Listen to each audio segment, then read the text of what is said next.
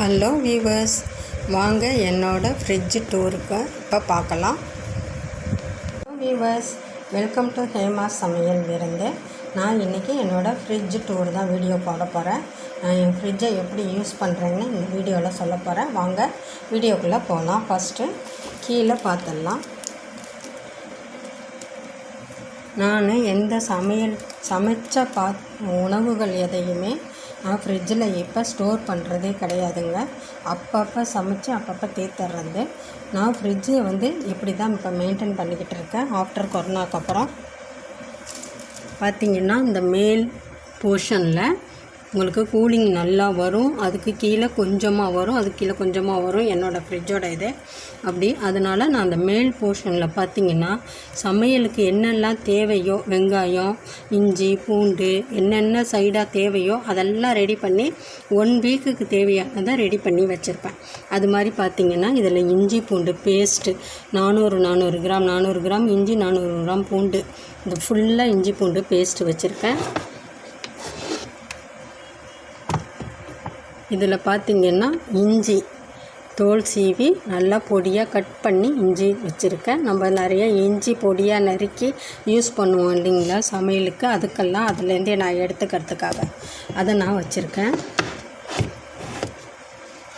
அடுத்து இங்கே பார்த்திங்கன்னா 1 கிலோ வெங்காயத்தை நல்லா சின்ன வெங்காயம் உரித்து 2 பாக்ஸில் போட்டு வச்சுருக்கேன். இது பூண்டு பேஸ்ட்டு, ப்ளைன் பூண்டு பேஸ்ட்டு. இது வெறும் பூண்டு உரித்து வச்சுருக்கேன். இஞ்சி பூண்டு பொடியாக கட் பண்ணி நம்ம சிக்கனுக்கு, ஃப்ரைட் ரைஸ்க்கெல்லாம் யூஸ் பண்ணும்போது இதிலேருந்து எடுத்துக்குவேன்.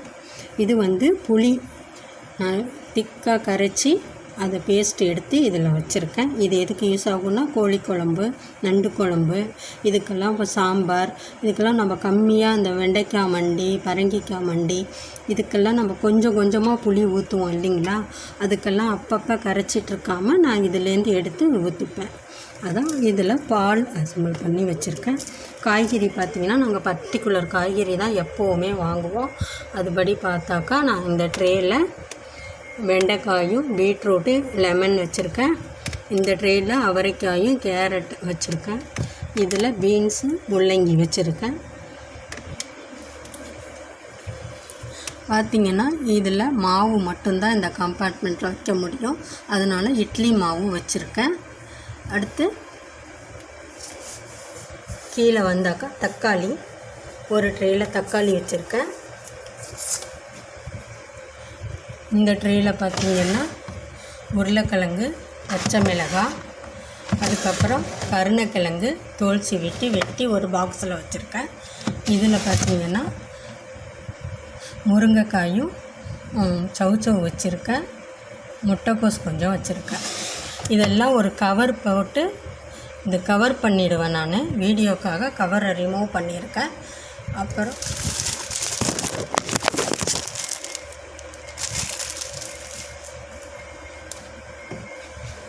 இதை பார்த்திங்கன்னா நான் புதினாவும் கொத்தமல்லியும் இது போல் வாழை இலையில் நான் இது போல் ஃபோல்ட் பண்ணி வச்சுருவேன்.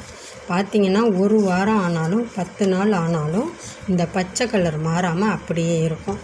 அதனால் இந்த புதினா மல்லியை நான் இது போல் ரெடி பண்ணி வச்சுப்பேன். அடுத்து பார்த்திங்கன்னா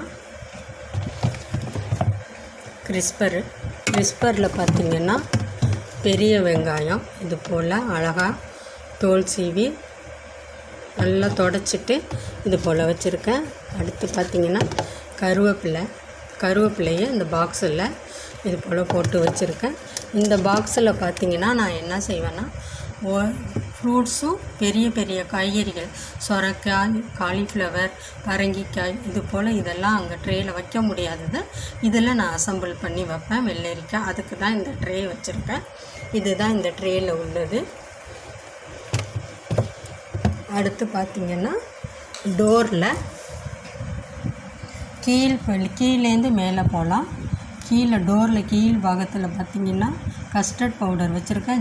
இன்ஸ்டன்ட் ஜெல்லி பவுடர் வச்சுருக்கேன். என் பொண்ணு கேட்டால் செஞ்சு கொடுக்கறதுக்காக. இது சோயா சாஸு, இது சில்லி ஃப்ளேக்ஸ், இது ஜூஸ் சிரப்பு, பைனாப்பிளும் லிச்சி சிரப்பு வச்சுருக்கிறேன் ஜூஸ் கலக்கிறதுக்காக. இது வந்து வினிகர் வச்சுருக்கேன். அடுத்து பார்த்திங்கன்னா எக்கு எப்போவுமே எங்கிட்ட ஃபுல்லாக தான் இருக்கும்.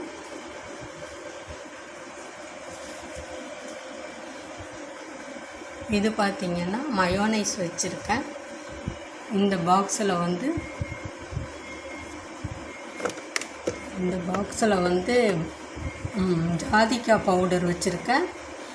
இதில் வந்து பட்டை கிராம்பு பவுடர் வச்சுருக்கேன்.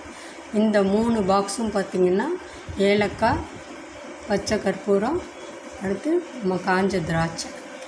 மேலே பார்த்திங்கன்னா முந்திரி பருப்பு, பாதாம் பருப்பு, முந்திரி பருப்பு. இது வந்து பச்சை கடலை, இது வந்து பிரியாணி இலை, இது வந்து தேன்.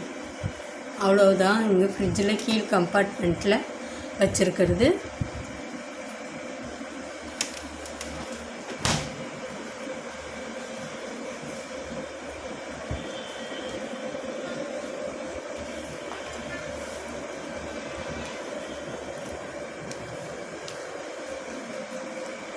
அடுத்து ஃப்ரீசர் பார்க்கலாம்.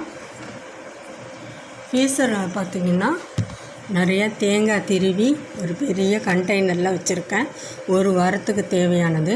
ஏன்னா இவ்வளோ இருக்குதுன்னு நினைக்க வேண்டாம். நம்ம 2 வாட்டி தேங்காய் பால் எடுத்து அதுக்கப்புறம் நம்ம தேங்காய் பேஸ்ட்டெல்லாம் அரைச்சா இது தீர்ந்து போயிடும். தனியாக இது கொஞ்சோண்டு தேங்காய் அரைச்சி வச்சுக்கிறதுக்காக இந்த பாக்ஸில் வச்சுருக்கேன். நான்வெஜ் ஐட்டம்லாம் இப்படி ஸ்டோர் பண்ணி வைப்பேன். பார்த்திங்கன்னா இது வந்து ஆட்டுக்கால் வச்சு பேக் பண்ணி வச்சுருக்கேன், வாசனை வெளியில் வரக்கூடாதுங்கிறதுக்காக. இதில் எல்லாம் சிக்கன் வச்சுருக்கேன். சிக்கன் பீஸஸ் தனித்தனியாக என்ன ரெசிபி செய்கிறனோ அதுக்கு தகுந்த மாதிரி பேக் பண்ணி தனித்தனியாக பிரித்து வச்சுருக்கேன். இது 3 சிக்கன். இதில் வந்து காலியாக இருக்குது. இப்போது ஃபிஷ் ஐட்டம், சீ ஐட்டம் எதுவும் இல்லை. இதில் ப்ரான் வைப்பேன். இது 2 பாக்ஸ்லேயும் உங்களுக்கு ஃபிஷ்ஷு வைப்பேன். இதுதான் என்னோடது.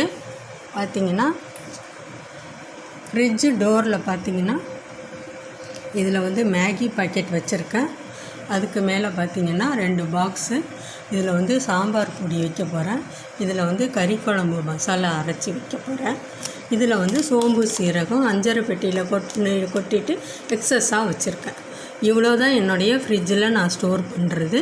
ஃப்ரிட்ஜை நான் இப்படி தான் நான் மெயின்டைன் பண்ணுறேன். இந்த டிப்ஸ் எல்லாம் நிச்சயமாக உங்களுக்கு ஹவுஸ் ஒய்ஃப்க்கெலாம் ரொம்ப யூஸ்ஃபுல்லாக இருக்கும். நீங்கள் ஒரு தடவை இது போல் ட்ரையல் பண்ணி பாருங்கள். 1 வாரம் ஃபுல்லாக நம்ம வெங்காயம் பூண்டு உரிக்க தேவையில்லை. ரொம்ப ஈஸியாக இருக்கும் சமையல் செய்யறதுக்கு. டக்குன்னு செஞ்சிடலாம். நீங்கள் ட்ரையல் பண்ணி பாருங்கள் அவசியம். இந்த வீடியோ எப்படி இருந்துச்சுன்னு உங்கள் கருத்தை எனக்கு சொல்லுங்கள். சேனலை சப்ஸ்கிரைப் பண்ணி சப்போர்ட் பண்ணுங்கள். தேங்க்யூ.